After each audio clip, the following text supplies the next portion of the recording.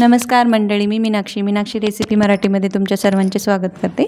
सर्वांना श्री स्वामी समर्थ। तर आज आपण बघणार आहोत नागपंचमी विशेष पुरणपोळी आणि कटाची आमटी। तर त्यासाठी आपल्याला अगोदर पीठ भिजवून घ्यायचं आहे। तर मी इथे 1 कप गव्हाचं पीठ घेतलेलं आहे आणि 1 कप मैदा घेतलेला आहे। तर तुम्ही पूर्ण गव्हाचं पीठ किंवा पूर्ण मैदा सुद्धा वापरू शकता, पण असं दोन्ही वापरल्याने छान अशा पोळ्या होतात।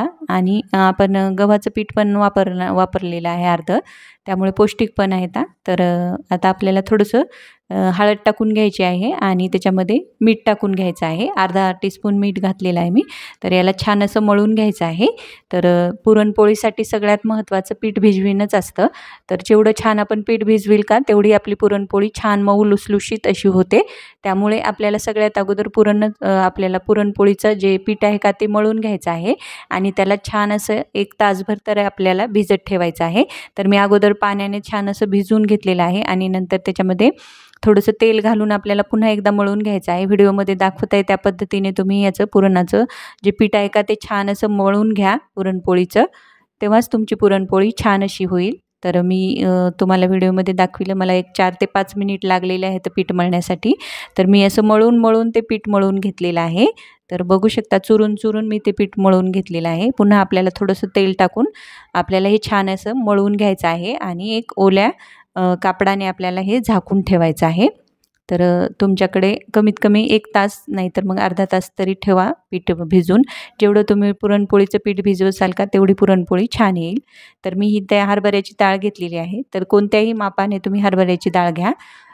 तर मी इथे 1 वाटीभर घेतलेली आहे। ती 2 तास पाण्यामध्ये भिजत घातली होती। स्वच्छ अगोदर धुवून ठेवली आणि त्याच्यामध्ये नंतर पाणी घालून घेतलेलं आहे। तर आता कुकरमध्ये काढायचं आहे आणि त्याच्यामध्ये पाणी टाकायचं आहे। तर पाणी थोडंसं जास्त घाला, कारण आपल्याला इथे कटाची आमटी पण करायची आहे। तर बघू शकता व्हिडिओमध्ये मी डाळ शिजवून त्याच्यामध्ये वरती डाळ बुडवून त्याच्यामध्ये वरती थोडंसं पाणी आलेलं आहे। तर छान असं आपल्याला अगोदर कमी गॅसवर याची फुल गॅसवर आपल्याला अगोदर 1 शिट्टी काढून घ्यायची आहे। नंतर कमी गॅसवर आपल्याला याच्या 3 शिट्ट्या काढून घ्यायच्या, तर एकूण मिळून 4 शिट्ट्या काढून घ्यायच्या।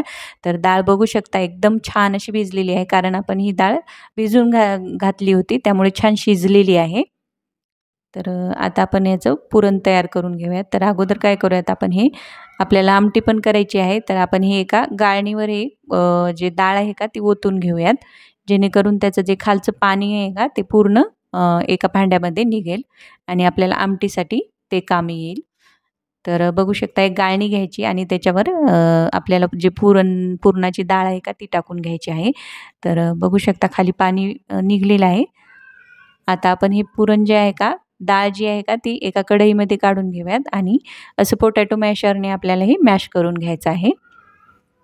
तर डाळ छान शिजल्यामुळे डाळ एकदम बारीक अशी मॅश होते।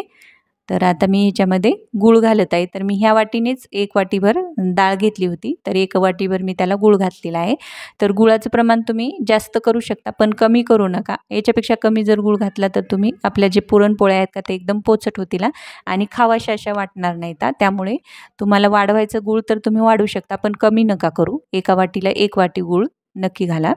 तर आता आपण हे अगोदर गूळ असा छान असा मॅश करून घेऊयात, जेणेकरून आपलं पुरण जे आहे का लवकर घट्ट होण्यास मदत होते। कारण गूळ आपण बारीक करून घातलेला आहे, पण थोडेफार खडे राहतात। तर असं पोटॅटो मॅशरने असं बारीक केलं तर ते छान असे बारीक लवकर डाळीमध्ये मिक्स होतात आणि 5 ते 6 मिनिटामध्ये आपलं पुरण तयार होतं। तर बघू शकता किती घट्टसर पुरण झालेलं आहे आपलं। असा जे आपला चमचा आहे का ते असा उभा करून ठेवायचा आणि तो नाही पडला की समजायचं आपलं पुरण तयार आहे। तर आता आपलं पुरण तयार झालेलं आहे। त्याच्यामध्ये विलायची पावडर घालायचं आणि इथे मी जायफळ घातलेलं आहे। तर जायफळ तुम्ही नक्की घाला, जायफळमुळं पुरणाला खूप छान अशी चव येते। तर आता हे व्यवस्थित असं मिक्स करून घेऊयात आणि आपण याला थंड करून घेऊयात। तर पुरणाचा रंग बघू शकता, मी इथे कोणताही फूड कलर वगैरे काही घातलेला नाही, पण किती छान असा कलर आलेला आहे। तर आता मी हे एका गाळणीवर काढून घेते आणि याला बारीक करून घेते। तर तुम्ही हे नाही केलं तरी पण चालतं, पण असं पुरण काढलं गाळणीतून की एकसारखं पुरण होतं आणि पोळी कुठेही फुटत नाही। तर आता याला आपण 1-2 मिनिटामध्ये हे पुरण आपण गाळणीतून काढून घेऊयात। तर तुम्ही ह्या नागपंचमीला ह्या पद्धतीने पुरणपोळी नक्की करून बघा। काही पुरणपोळीमध्ये आपल्याला अगोदर थोडीशी तयारी करावी लागते आणि लगेच पुरणपोळी करून घ्यायची, की ती एकदम सोप्या पद्धतीने ही पुरणपोळी तयार होते. जरी तुम्ही नवशिके असाल तरी तुम्ही ह्या पद्धतीने केलीत तर नक्कीच तुमची पुरणपोळी पहिल्या प्रयत्नात सुद्धा फसणार नाही. तर आता पिठाचा गोळा घ्यायचा. तर पिठाचा गोळा घेतो का त्याच्यापेक्षा आपल्याला पुरणाचा गोळा थोडा जास्त घ्यायचा. तर पीठ बघू शकता तुम्ही किती छान असं भिजलेलं आहे.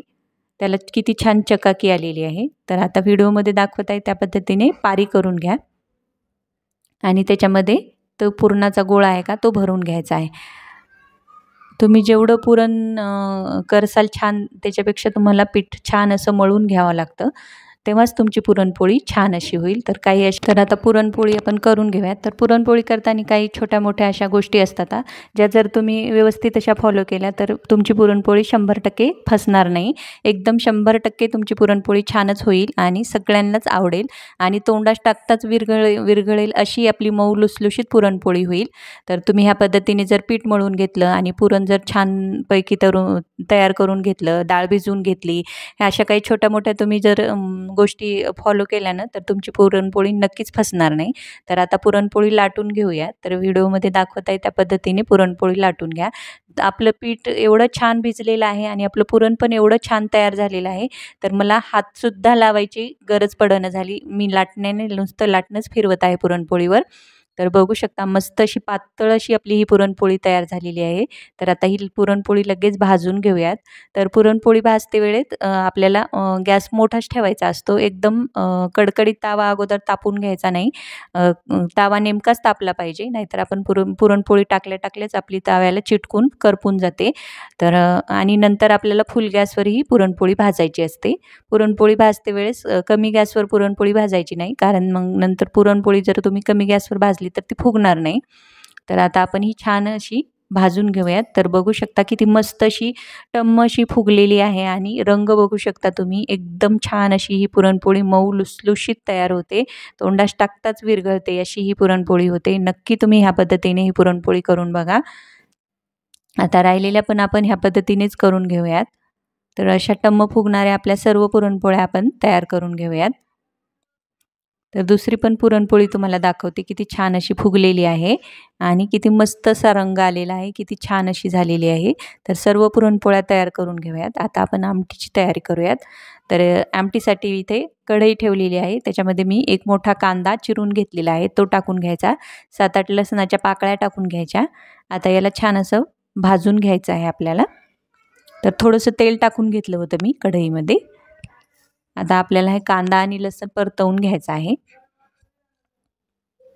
तुम्ही ह्या पद्धतीने कटाची आमटी केली तर एकदम छान चविष्ट होते आणि चवीला मस्त भन्नाट अशी लागते आणि सर्वांनाच आवडेल अशी ही कटाची आमटी होते. तर इथे मी 1 चमचाभर खसखस घेतलेली आहे आणि 5-7 काळी मिरी घेतलेली आहे. तर ते पण आपल्याला या कांद्यामध्येच भाजून घ्यायची आहे. तर तुम्ही या नागपंचमीला ह्या पद्धतीने पुरणपोळी नक्की करून बघा आणि मला कमेंट करून नक्की कळवा. आता इथे 2 मोठे चमचे मी खोबरं घेतलेलं आहे. तर ते किसून घेतलं होतं. आता ते पण छान याच्यामध्ये भाजून घेऊयात. तर बघू शकता आपलं जे मिश्रण आहे का लालसर झालेलं आहे. आपल्याला आता याचं एक वाटण तयार करून घ्यायचं आहे. तर आपल्याला वाटण याचं बारीक असं करून घ्यायचं आहे. तुम्ही एखादा थेंब किंवा एखादा चमचा पाणीसुद्धा घालून त्याचं वाटण तयार करून घेऊ शकता.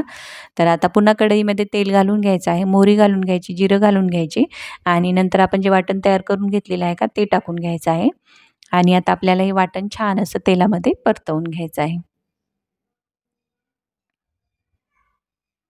तर वाटणाचा कच्चेपणा निघून जाईल आपल्याला असं हे वाटण वाटून घ्यायचं आहे आणि वाटण भाजून घ्यायला जास्त वेळ लागत नाही, कारण आपण अगोदर सर्व साहित्य भाजून घेतलेलं आहे. तर आता याच्यामध्ये वाटण परतल्यानंतर मी इथे जो गोडा मसाला असतो का तो घातलेला आहे. तर तुम्ही याच्याऐवजी काळा मसालासुद्धा घालू शकता आणि इथे 1.5 मोठा चमचा मी लाल तिखट घातलेला आहे आणि अर्धा चमचा हळद पावडर घातलेली आहे. याला छान असं परतवून घ्यायचं आहे. 1 मोठा चमचा मी गोडा मसाला घातलेला आहे. तर आता थोडंसं पाणी टाकून घेऊयात. आता मिक्सरचं भांडं उसळून त्याच्यामध्ये थोडंसं पाणी घालून घेऊयात, जेणेकरून मसाले जळणार नाहीत. तर छान असं आपण याला परतवून घेऊयात आणि आपण जे कट तयार करून घेतलेलं आहे का ते टाकून घेऊयात किंवा डाळ आपण जी पाणी काढून घेतलेलं आहे का ते टाकून घेऊयात. तर बघू शकता मस्त असा रंग आलेला आहे. आता त्याला थोडंसं तेल सुटून घेऊयात. तेल बघू शकता किती छान असं तेल सुटलेलं आहे. आता ही आमटीचं जे पाणी आहे का ते टाकून घ्यावा डाळीचं आणि याला छान असं हलवून घेऊयात. तर बघू शकता किती मस्त अशी आपली आमटी तयार झालेली आहे. तर आता तुम्हाला जेवढं घट्ट पातळ हवं का तेवढं तुम्ही पाणी घालून घ्या. तर ही आमटी जी असते का थोडी पातळसर असती. त्यामुळे थोडंसं पाणी घालून घ्या. पण पाणी गरमच घाला आमटीला. तर मी याच्यामध्ये थोडंसं पाणी घातलेलं आहे, पण गरमच घातलेलं आहे. आता याला छान असं उकळी काढून घेऊयात आपण एक. तर अगोदर आपल्याला याला उकळी काढून घेऊयात आणि नंतर एखाद मिनिट आपल्याला तसंच हे गॅसवर शिजवून घ्यायचं आहे. तर बघू शकता छान उकळी आलेली आहे. कोथिंबीर टाकूयात. जरी तुम्हाला आता त्याच्यावर तरी दिसत नसेल तरी पण आपण गॅस बंद केल्यानंतर पण मी तुम्हाला दाखवणार आहे किती तरी आलेली आहे ती आणि एकदम झणझणीत आपली ही कटाची आमटी तयार होते. तर आता चवीनुसार मीठ टाकून घेऊयात कारण आपण मीठ घातलेलंच नाही आहे. तर आता चवीनुसार मीठ घातल्यानंतर याला छान असं एखाद मिनिट उकळून घेऊयात आणि गॅस बंद करून एका भांड्यामध्ये काढून घेऊयात. तर बघू शकता मस्त असा किती कट आलेला आहे आपल्या आमटीला. तरी किती छान आलेली आहे आणि मस्त अशी झालेली आहे. चवीला तर एकदम भन्नाट अशी ही आमटी झाली होती. तर तुम्ही ह्या पद्धतीची आमटीसुद्धा नक्की करून बघा. तर मी कानोले पण केलेले आहेत कारण आपण नागपंचमीला कानोलेसुद्धा करतो तर. तर मी तुम्हाला कटाची आमटी आणि पुरणपोळ्या दाखवते. किती मऊ लुसलुशीत आपल्या ह्या पुरणपोळ्या तयार झालेल्या आहेत आणि आमटी पण बघू शकता तुम्ही किती छान तर्री आलेली आहे आणि किती मस्त अशी आपली ही आमटी तयार झालेली आहे. तर एका तासाभरात आपला हा स्वयंपाक तयार होतो आणि पुरणपोळी किती मऊ लुसलुशीत झालेली आहे ते तर तुम्हाला दिसतच आहे.